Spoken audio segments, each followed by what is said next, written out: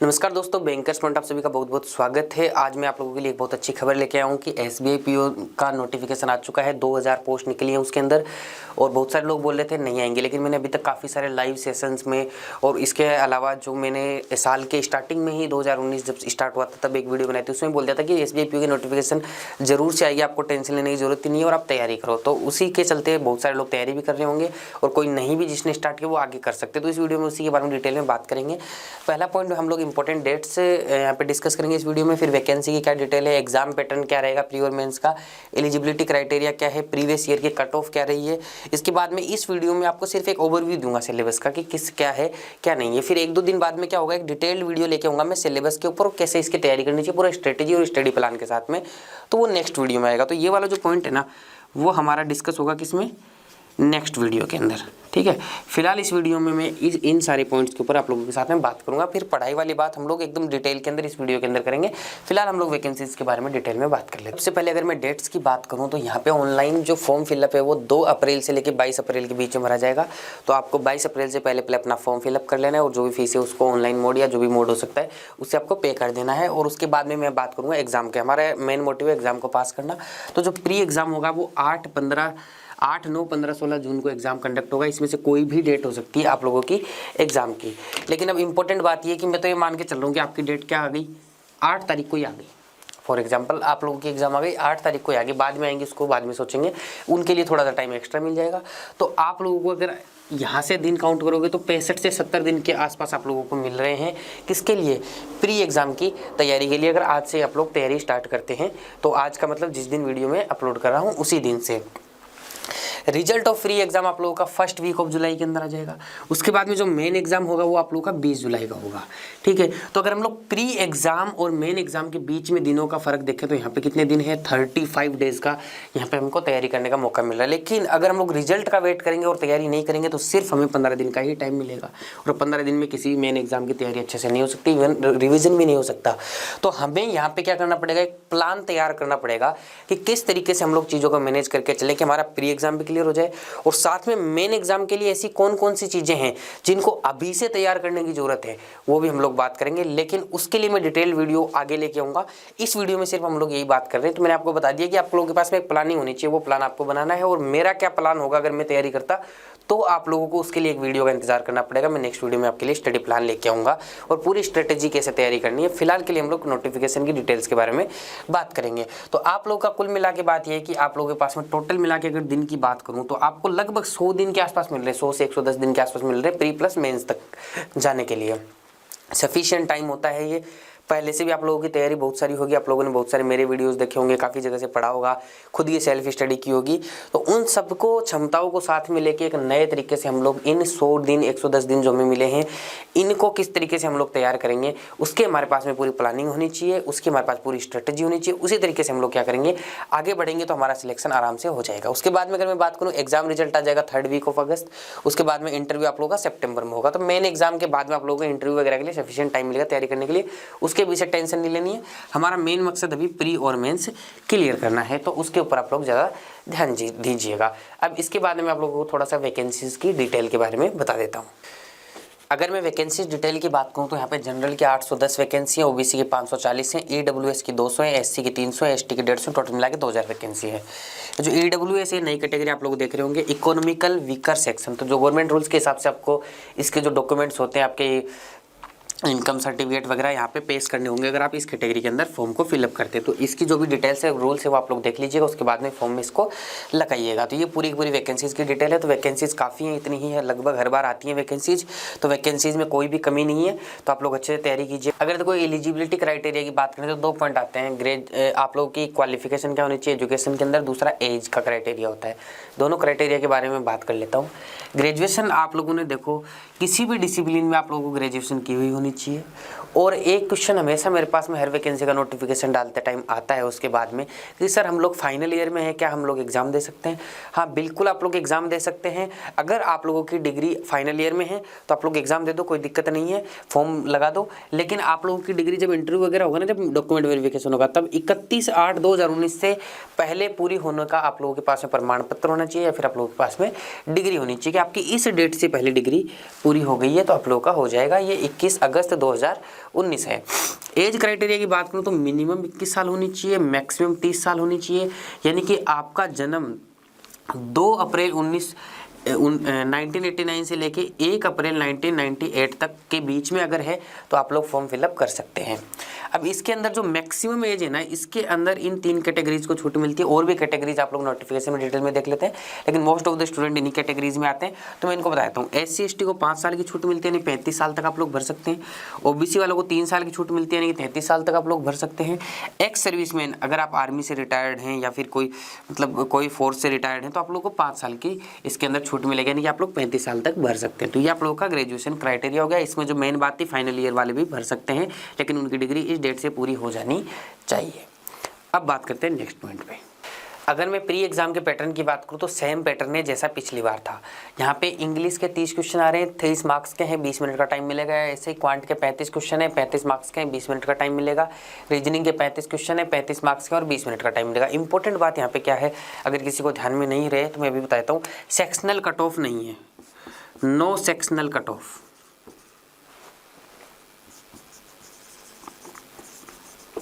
कोई भी sectional cut off नहीं है कि आपको इंग्लिश में पास होना जरूरी है। आप इंग्लिश में 0 नंबर ले आओ, कोई दिक्कत नहीं है, मैथ्स रीजनिंग में मिला के पास हो जाओ। मतलब आप लोगों को मिनिमम क्वालिफाइंग मार्क्स जैसा कुछ भी नहीं है यहाँ पे, ना ही सेक्शनल कट ऑफ यहाँ पे कुछ होगी। LIC में जैसे मिनिमम क्वालिफाइंग मार्क्स कर दिए हैं या फिर और कुछ है, तो सेक्शनल कट ऑफ भी नहीं है। यहाँ पे सिंपल सी बात है, आप लोगों को ओवरऑल कट ऑफ पार करनी है। बस आप लोगों को टाइम स्लॉट दे दिया गया कि 20-20 मिनट के अंदर आप लोगों को तीनों पेपर करने हैं।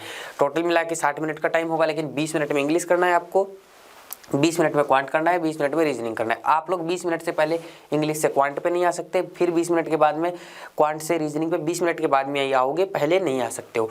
ऐसा नहीं है कि इसमें आपने 25 मिनट दे दिया, इसमें 15 मिनट दे दिया, आप लोगों को इक्वल टाइम मिलेगा तीनों सेक्शंस के अंदर। तो ये पूरा का पूरा पैटर्न है, लेकिन सेक्शनल कट ऑफ यहाँ पे कोई भी नहीं है, इस बात का आप लोगों को ध्यान रखना है।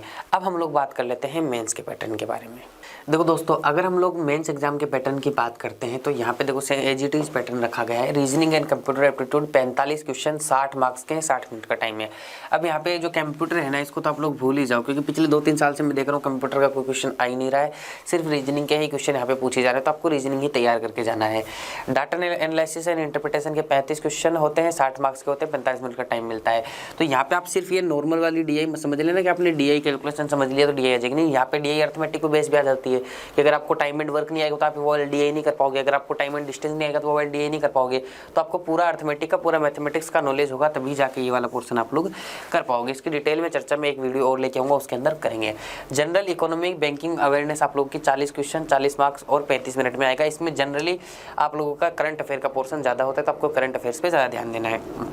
इंग्लिश में आप लोगों का 35 क्वेश्चन आएंगे, 40 मार्क्स के होंगे और 40 मिनट में आप लोगों को करना होगा। इंग्लिश के लिए मैं संदीप सर से बोल दूंगा, वो आप लोगों के लिए एक डिटेल्ड वीडियो लेके आ जाएंगे कि इंग्लिश की तैयारी कैसे करें। डेस्क्रिप्टिव टेस्ट होगा, उसके बाद में उसमें एक लेटर पूछा जाएगा, कैसे पूछा जाएगा अकॉर्डिंग टू मी 30 मार्क्स का यहाँ पे ऐसे पूछा जाएगा, लगभग 20 मार्क्स का यहाँ पे लेटर पूछा जाएगा। 30 मिनट होंगे आप लोगों के पास पर 50 मार्क्स में। तो कोई इसमें ये ना सोचे कि आपकी टाइपिंग तेज होनी चाहिए, टाइपिंग से कोई फर्क नहीं पड़ता।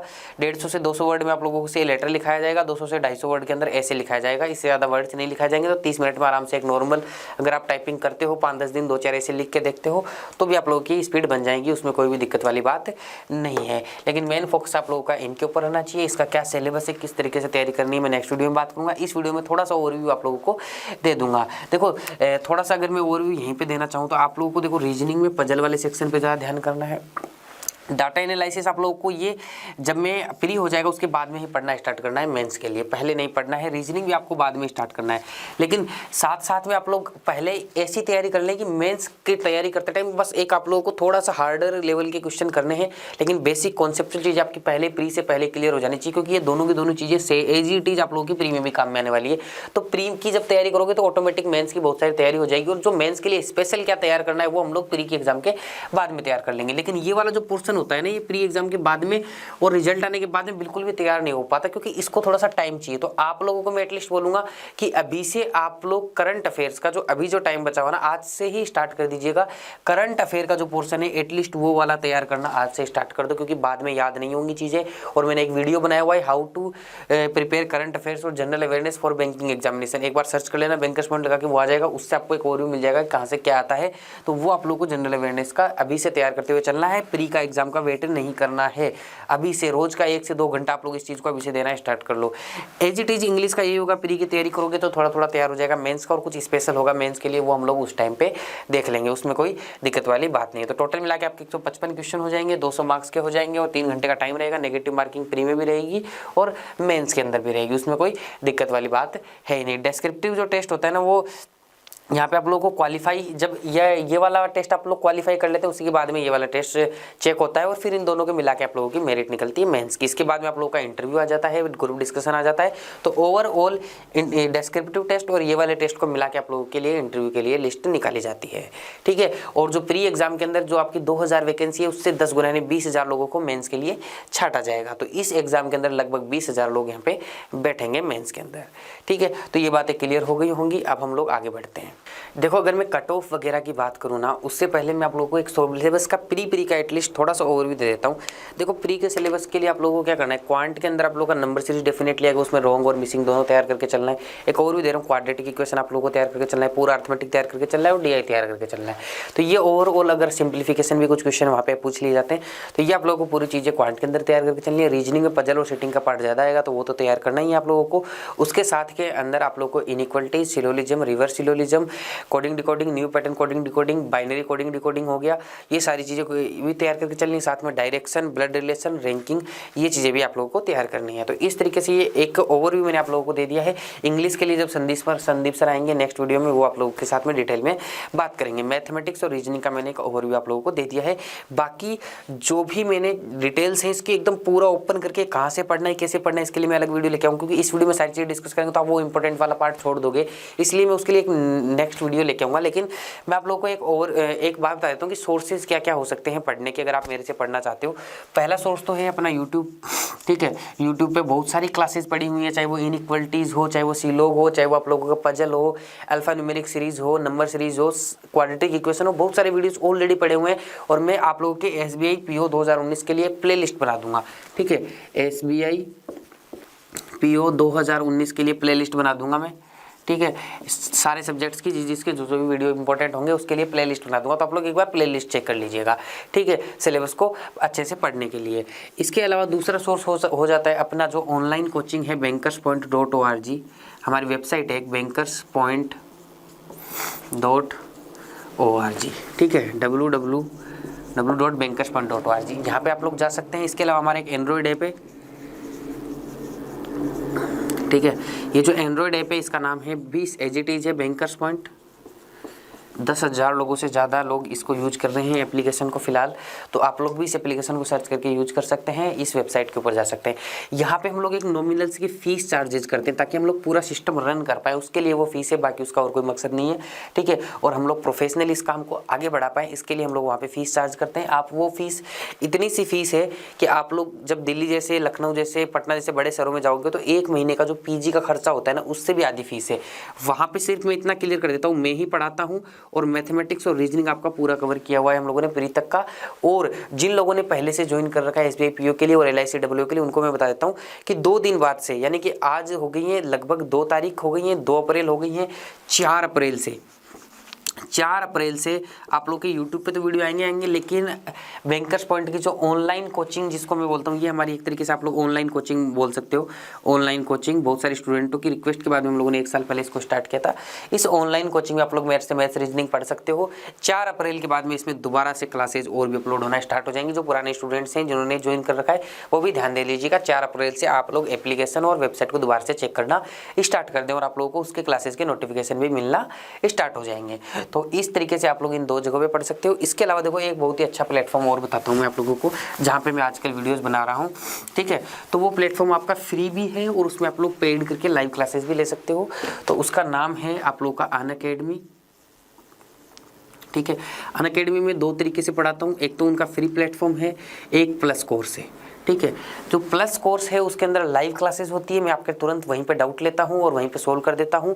अनअकैडमी में मैं फ्री वीडियोस भी डालने वाला हूँ। एसबीआई पीओ के लिए अलग से क्वांट और रीजनिंग का मैं एक फ्री वीडियोस का सेक्शन बनाऊंगा, उसमें फ्री वीडियोस भी आएंगे दोनों तरीके के। जो लोग पेड कर सकते हो पेड ले लो, देखो यहाँ पे फीस ज़्यादा नहीं है। बैंकर्स पॉइंट की वेबसाइट पर जाना चाहो वहाँ पे भी जा सकते हो, आपकी चॉइस है, वो आपको समझदार है, आपको तय करना है कहाँ पे आप लोगों को क्या करना है। जो प्लस कोर्स होता है ना, इसका एक फायदा ये होता है कि यहाँ पे सिर्फ मैं ही एक टीचर नहीं हूँ, वहाँ पे बहुत सारे मैथ्स रीजनिंग के भी और भी टीचर हैं, जीके के टीचर भी हैं, वहाँ पे इंग्लिश के टीचर भी है, तो बहुत सारे टीचर से आप लोग पढ़ सकते हो, सारे सब्जेक्ट पढ़ सकते हो। ठीक है, तो ये जो प्लस कोर्स है ना, अगर इसको आप लोग ज्वाइन करते हैं तो आप लोगों को बैंकर्स पॉइंट की तरफ से 10% का ऑफ मिलेगा। ठीक है, और ये जो 10% का ऑफ आप लोगों को मिल रहा है, ये इसके लिए आपको एक कोड लगाना पड़ेगा, वो है आपका कोड बैंकर्स पॉइंट। ठीक है, जो अपने चैनल का नाम है BANKERSPOINT, ये कोड लगा दोगे तो 10% का ऑफ मिल जाएगा। इसमें आप मेरे से लाइव क्लासेस ले सकते हो, पूरा शेड्यूल्ड क्लासेस होती है।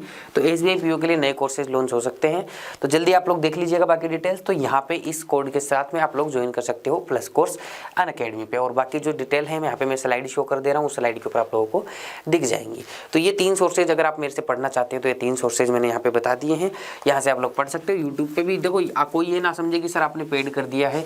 देखो पेड जब करते हैं तो जो लोग फीस दे सकते हैं वो ज्वाइन करो, बाकी फ्री प्लेटफॉर्म पे भी बहुत सारी चीज़ें अवेलेबल हैं।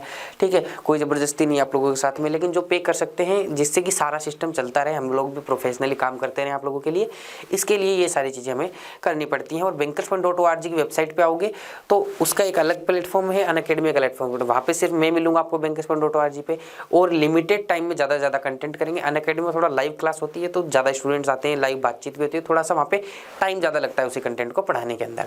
तो दोनों जगह पे आप लोग कर सकते हो। बैंकर्स पॉइंट पूरा मैं रन करता हूँ तो मेरे हिसाब से चलता है, अनअकैडमी पे थोड़ा रूल्स के हिसाब से हम लोगों को चलना पड़ता है। तो दोनों चीज़ें हैं, आप समझदार हैं, आपको जहाँ पे ज्वाइन करना है आप लोग वहाँ पे कर सकते हैं। और फ्री वीडियोस अनअकैडमी के फ्री प्लेटफॉर्म पे भी हैं, उसका लिंक आपको डिस्क्रिप्शन में मिल जाएगा, और यूट्यूब के ऊपर मैं प्लेलिस्ट बना दूँगा और आने वाले टाइम में और वीडियोज़ आप लोगों के लिए अपलोड करूंगा।